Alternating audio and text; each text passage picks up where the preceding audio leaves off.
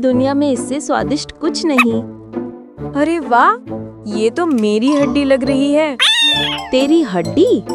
हड्डी का नाम सुनते ही सबकी आंखें चमक जाती हैं।